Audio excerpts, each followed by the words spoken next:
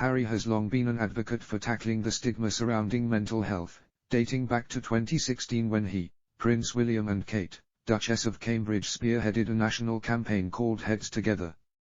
He made huge strides in breaking down the stiff upper lip in 2017 when he admitted that he had struggled with his own grief after Princess Diana's death, and was receiving therapy. The Duke of Sussex has made it clear mental well-being remains one of his top priorities even though he has now left the royal family. He recently released the docuseries, The Me You Can't See, with Oprah Winfrey on Apple TV, and where he, and a range of celebrities, discussed their internal struggles in a bid to progress the conversation around mental health.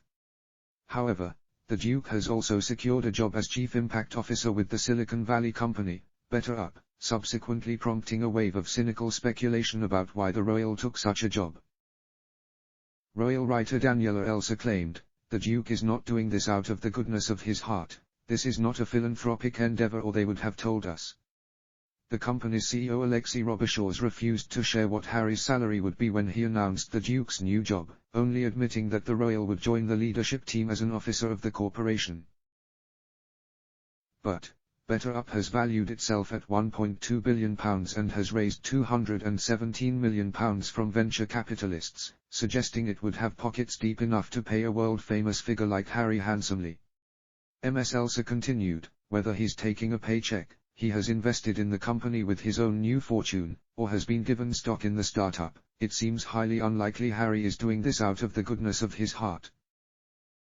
She added, "No amount of dressing this role up in the flummery of PR speak or West Coast pep can quite hide the fact that this is not a move driven by a pure philanthropic bent." BetterUp has a range of corporate clients including hospitality company Hilton, multinational energy corporation Chevron and software company Salesforce. Ms. Elsa claimed, "If Harry had wanted to focus on mental well-being then there must be a plethora of charities absolutely gagging to get a bona fide royal on board to drum up some publicity and to help him fill in the hours."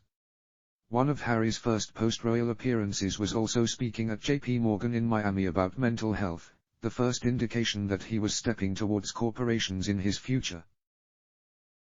The royal writer claimed in the New Zealand Herald, "Harry and the business is a match made in Wall Street heaven." While the Sussexes were known to be looking for financial independence after stepping down from the firm, Harry's drift towards the corporate world did seem in sharp contrast to his previous philanthropic ventures.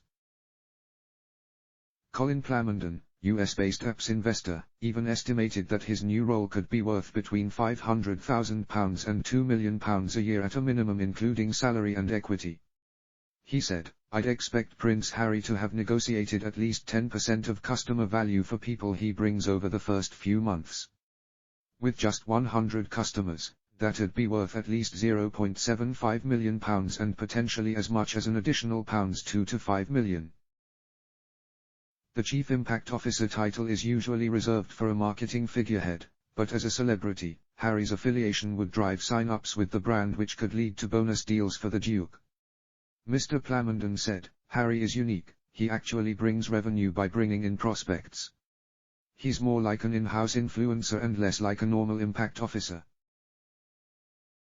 Speaking to the Mirror, he said, "I wouldn't be surprised if we see him interviewing corporate leaders about their mental health, much as you see world leaders do."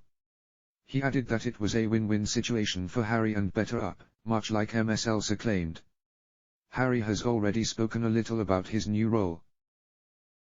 He told the Wall Street Journal, "I was matched with my coach who, quite frankly, is truly awesome and has always given me sound advice and a fresh perspective, which is so valuable." For the website's blog, he claimed, "I firmly believe that focusing on and prioritizing our mental fitness unlocks potential and opportunity that we never knew we had inside of us." While the royal's new salary remains unknown, Harry and his wife Meghan Markle had already secured several lucrative deals before the Duke joined BetterUp. They signed megawatt contracts with streaming titans Netflix and Spotify, while also signing up to the same public speaking agency as Barack and Michelle Obama, the Harry Walker Agency. Harry did admit to having some financial worries when he first split from the firm during his bombshell interview with Oprah back in March. He said, "His family literally cut me off financially in the first quarter of 2020, while Clarence's house accounts show he was supported by Prince Charles up until last July.